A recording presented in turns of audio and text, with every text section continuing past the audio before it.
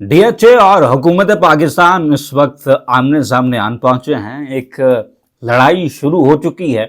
अब आने वाले वक्त में देखेंगे कि ये ऊंट किस करवट बैठता है, मामला क्या हुआ है और आगे किस तरफ जा रहा है, और रियल एस्टेट की मार्केट के ऊपर इसके क्या इम्पैक्ट्स होंगे, ये डिस्कस करेंगे आज की इस वीडियो में। अस्सलाम वालेकुम, दिस इज सोहेल जाफरी और आप देख रहे हैं हमारा यूट्यूब चैनल एजे मार्केटिंग। अगर आपको वीडियोस पसंद आए तो कंसिडर सब्सक्राइबिंग।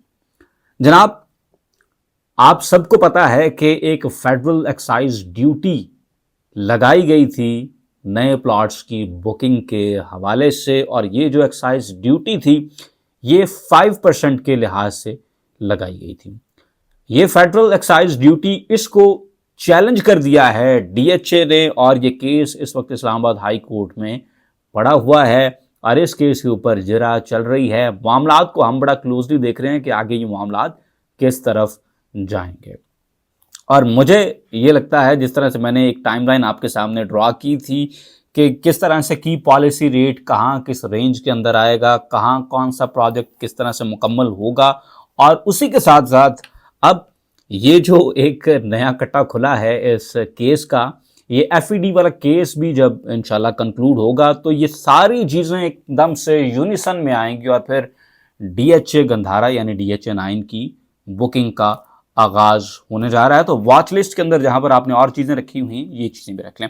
अच्छा, डीएचए ने एक इस्तदा की है, और साथ ही साथ आपको ये भी बताता जाऊं कि यही जो एफईडी वाला मामला है ये सिंध हाई कोर्ट के अंदर भी गया हुआ है, वहां पर भी इसको चैलेंज किया गया है। अच्छा, ग्राउंड्स ये है कि एफईडी जो लगता है, जो फेडरल एक्साइज ड्यूटी है, ये कमोडिटीज पे लग सकती है, और रियल एस्टेट कोई कमोडिटी नहीं है, इट्स इमूवेबल प्रॉपर्टी।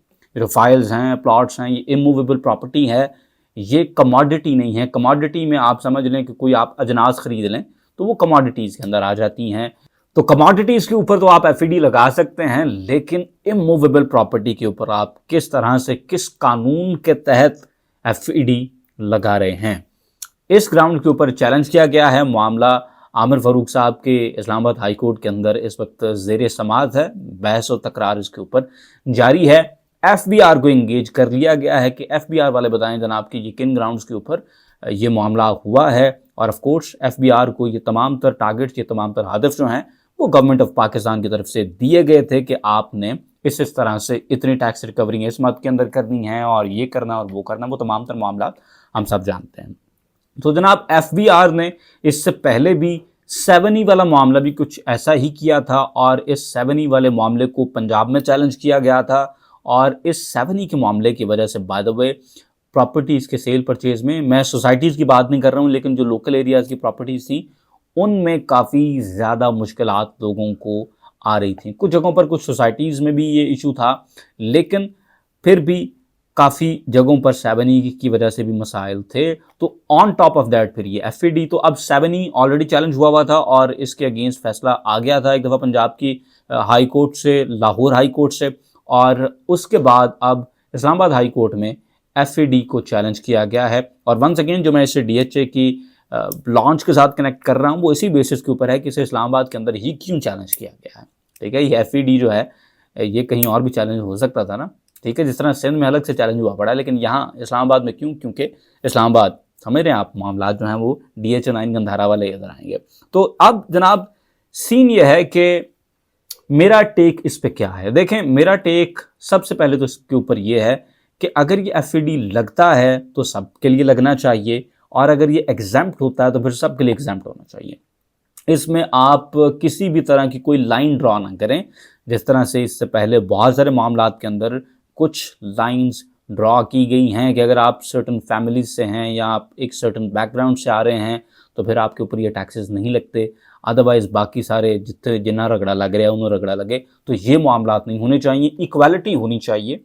सब पे तलवार अगर चलती है तो फिर हमारी गर्दन भी हाजिर है, लेकिन अगर सिर्फ हमारी गर्दन आपको चाहिए तो सर फिर बड़ी माजरत है, ऐसा मजीद अब चल नहीं सकता। मेरा इसके ऊपर एफबीआर को और गवर्नमेंट को एक बड़ा सादा सा टेक ये भी है कि भाई साहब, जो टारगेट्स आप अचीव करना चाह रहे हैं यही टारगेट्स आप वॉल्यूम बढ़ाकर लेकिन टैक्स को कम करके बड़ी आसानी के साथ अचीव कर सकते हैं, बजाय कि आप पूरी की पूरी मार्केट को चोक कर दें, बजाय कि आप 7E के अंदर कभी फंसा लें, कभी आप एफईडी के अंदर फंसा लें। आप ट्रांजैक्शंस होने दें, ये ट्रांजैक्शंस होंगी तो इनमें से कुछ ना कुछ जो भी ਤੁਹਾਡਾ ਬਣਦਾ निकलता जाएगा। लेकिन अगर आप मार्केट को चोक कर देंगे तो फिर मामला जो है ना वो नहीं चलेंगे, रिकवरी भी नहीं होगी और सारी की सारी जो इकोनॉमी का पहिया है that will also grind to a halt, जो कि ऑलमोस्ट ऑलरेडी पहले हुआ है। ठीक है, रियल एस्टेट की हद तक मैं बात करूं तो वो ऑलमोस्ट हुआ है, बाकी सेक्टर्स में भी मामला जो है ना वो इतने अच्छे नहीं हैं। तो जिस तरह से इस वक्त आगे चीज़ें चल रही हैं ना, उन चीज़ों को अगर आपने थोड़ा मज़ीद किक स्टार्ट करना है, अगर आप चाहते हैं कि मार्केट में पैसा घूमे फिरे, तो इस तरह के ये जो एफईडीज़ हैं और 7ईज़ हैं इनसे इज्तनाब करें। कोशिश करें कि ट्रांजैक्शंस ज़्यादा हों, ट्रांजैक्शंस का वॉल्यूम ज़्यादा होगा तो आपके जो भी मुकर्ररा हदफ हैं वो इंशाल्लाह पूरे हो जाएंगे। और एक चीज़ और जो मैंने ज़रूर कहनी थी कि देखें, IMF ने हमें ये तो कहा है कि आपने टैक्स के अहदाफ पूरे करने, लेकिन उन्हीं टारगेट्स के अंदर एक टारगेट ईज ऑफ बिजनेस का भी तो है ना। तो जब आप लोगों को बिजनेस करने देंगे, ट्रांजैक्शंस होने देंगे, तो ये भी हमारा एक गोल है जो कि पूरा होगा। और इसके साथ साथ जो इस रियल एस्टेट के मामले के अंदर एक बड़ा सबसे बड़ा बॉटलनेक होता है वो NOCs का है। तो जहां मेहरबानी करें IMF के, आप बाकी इतनी मान रही हैं, वहीं पर आप ईज ऑफ बिजनेस के हवाले से ये जो गेट कीपर्स आपने मुख्तलिफ इदारों का रखा हुआ है इनसे कहें कि हाथ हौला रखें और जो तमाम हाउसिंग प्रोजेक्ट्स अपने लवाजमात पूरे करते हैं उनको NOCs भी दिए जाने चाहिए और रैपिडली दिए जाने चाहिए, सो दैट इकोनॉमिक एक्टिविटी मुल्क के अंदर स्पर हो सके। तो जो मामला आपके एंड पर भी कोताहियां हैं, मेहरबानी करें उनको भी कुछ नजरसानी करें और देखें। क्योंकि एक और पिछले दिनों एक बड़ी मजाका खेज किस्म की खबर जो सामने आई है वो ये है कि जो हमने ताजरों से टैक्स इकट्ठा करना था ना, जिसका हमारा हदफ 10 बिलियन रुपीस का था, सर वो 1 मिलियन रुपीस हमने इकट्ठे किए हैं, जस्ट 1 मिलियन। ये 99.99% हम अपने टारगेट से शॉर्ट गए हैं।